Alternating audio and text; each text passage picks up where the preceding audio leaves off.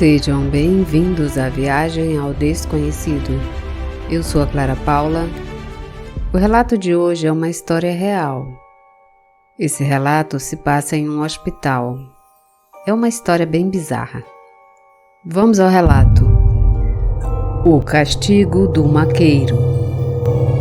Há alguns anos, consegui um emprego como zeladora em um hospital e fui designada para a área cirúrgica para ajudar a senhora Adélia, porque era uma área bastante movimentada. Embora raramente descansássemos, acostumei-me rapidamente com o ritmo do trabalho. A desvantagem era que tínhamos que rodar os turnos e, portanto, tinha que passar uma semana trabalhando durante o dia e a outra semana durante a noite. A senhora Adélia e eu nos dávamos muito bem com os funcionários dos 2 turnos. Por isso, eles ousaram nos pedir para cobrir a área do necrotério. Naquela noite, havia ocorrido um grande acidente, onde os envolvidos eram 2 jovens de 19 e 25 anos. Ao chegar, podemos ver como baixaram os corpos das meninas que haviam perdido a vida a caminho do hospital. E um dos maqueiros tocou no seio de uma das meninas que chegaram. E o outro maqueiro fez um gesto de desaprovação. Mas ele não se importou. Não disse nada. Pude ver a luxúria em seus olhos, enquanto o médico assinava a entrada dos corpos. Aquele nojento do Jaime parecia que precisava de mais mãos para tocar nas garotas mortas. Foi então que o médico se virou para vê-lo e, muito enfurecido, pediu que ele saísse do local. Aproximei-me sorrateiramente para abaixar a blusa que aquele desgraçado havia levantado para tocá-la. Dona Adélia me disse que Jaime trabalhava lá há muitos anos e que havia certos rumores sobre seus gostos estranhos. O que você quer dizer com isso, senhora Adélia? Eu perguntei curiosamente. Olha, minha filha, não me dê ouvidos, mas dizem os boatos que esse desgraçado anda se metendo com os pobres dos mortos. Deixa de brincadeira, dona Adélia. Isso é uma coisa muito delicada. Fora isso, se fosse verdade, você acha que te mandariam trabalhar aqui? Eu respondi intrigada. Bom, é por isso que te falo. É o que as pessoas dizem. Deus sabe a verdade. Eles têm aquele cara trabalhando aqui porque o tio dele é o diretor do hospital e ninguém pode dizer nada a ele. Você não acha estranho que ele só queira trabalhar à noite? Esse maldito astuto pede esses turnos para poder fazer seus delitos sem que ninguém possa vê-lo. O médico noturno só vem quando lhe dizem que chegaram os corpos. Ficamos em silêncio quando vimos que o Dr. Ramírez se aproximava. Tudo bem, meninas? Ele nos disse com um tom amigável. Sim, doutor. É que estou nervosa por estar entre os mortos, respondeu a senhora Adélia. Mas, dona Adélia, a senhora já trabalha aqui no hospital há mais de 15 anos. A senhora já deve estar acostumada com tudo isso. Não, doutor, isso é uma coisa que eu nunca vou me acostumar. Olha só como eles são tão jovens. Tinham a vida inteira pela frente. E veja só como eles acabaram. Pois é, infelizmente os jovens de hoje vivem uma vida um tanto apressada. Não medem os riscos e não veem aí as consequências. E graças a Deus não foram tão ruins assim. E você, não tem medo de ficar tão perto dos cadáveres? Perguntou-me o doutor. Ah, doutor, para falar a verdade, os vivos me assustam mais que os mortos. Esses pobres coitados já não podem fazer nenhum mal. Você está errada. Há coisas que a ciência não conseguiu explicar. Em todos os anos que estou na minha carreira, me surpreendi com inúmeras coisas que os mortos podem fazer. Vai parecer bobagem para você, mas em uma ocasião trouxeram-me o corpo de uma mulher que ela havia sido sequestrada e torturada. Infelizmente, quando a encontraram, ela tinha um grau de rigidez bastante avançado.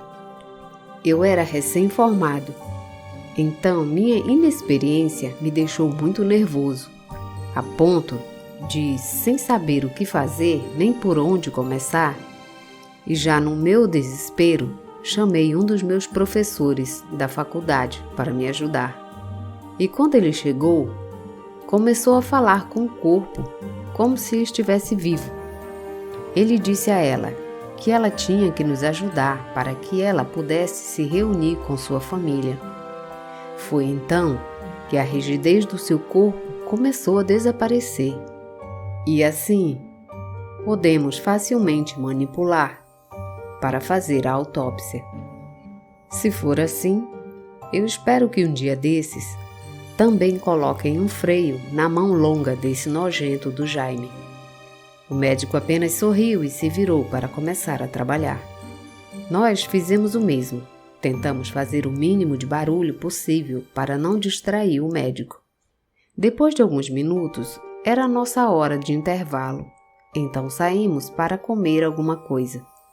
Estávamos terminando quando Andrés veio ver se tínhamos isqueiro para acender o cigarro dele. Dissemos que não, e quando ele estava saindo, Jaime passou na nossa frente fumando. Ao que eu sugeri perguntar a ele, mas Andrés imediatamente recusou, dizendo que nunca pediria nada àquele monstro.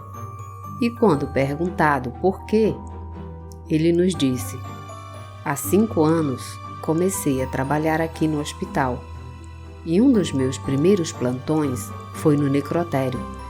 Por volta das 11 da noite tudo estava quieto e isso me fez cair no sono. De repente, fui acordado por alguns ruídos que se ouviam na sala ao lado. Levantei-me muito devagar para que não me ouvissem. E que surpresa eu tive! Quando entrei, o Jaime estava em cima de um dos cadáveres que estava na mesa. Beijava-os e lambia-os de forma tão mórbida que desde esse dia me dá náuseas só de lembrar. Chorei ao ver uma cena tão atroz e chamei a polícia. Quando eles chegaram, o diretor do hospital também chegou e me disse que se eu não quisesse perder meu emprego, deveria dizer que eu tinha inventado tudo por causa de problemas pessoais com o Jaime. Eu sei que não era certo mentir para salvar aquele louco, mas eu precisava do meu emprego. Pior de tudo, não foi a única vez que eu o vi fazendo isso. Em várias ocasiões, o vi fazer a mesma coisa com os cadáveres. O quê? Eu disse a ele surpresa. Então, o diretor sabe o que aquele cara está fazendo e não faz nada? A gente tem que denunciar, eu disse a ele bastante irritada. Ah, minha filha, todos nós sabemos das andanças do Jaime aqui. Se não falamos nada, é com medo que nos expulsem ou nos acusem de roubo, como diz o André. Estávamos tão absortos na conversa que não percebemos que já tínhamos passado quase 20 minutos da hora da janta. Até que o médico veio nos dar bom dia. Levantamos apressadas e nos arrumamos para trabalhar. Mas, curiosamente, em uma ligação, mandaram a gente limpar os banheiros de uma área que não nos correspondia. Virei-me para ver a dona Adélia, bastante confusa, mas ela apenas disse que iríamos imediatamente.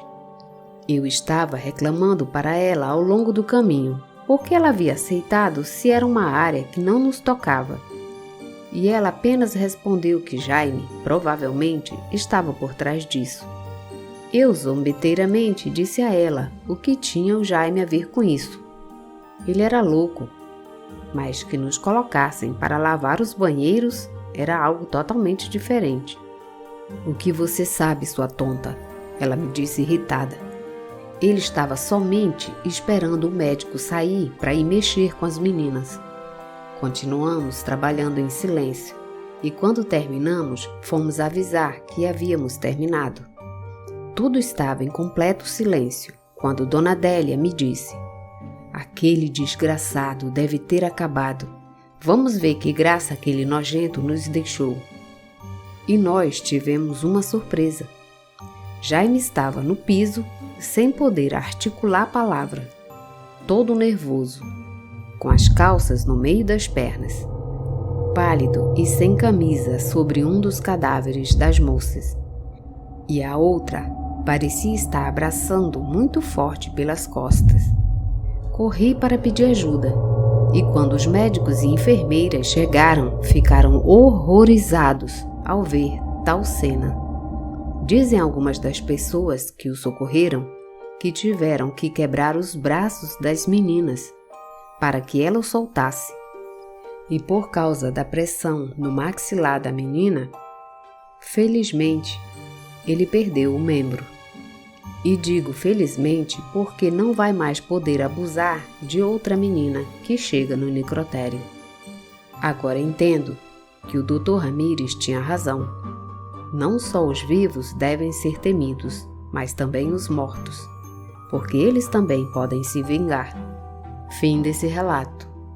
Obrigada por ouvir o relato. Esse relato dá o que pensar, né? É nojento, simplesmente. Obrigada por ouvir o relato.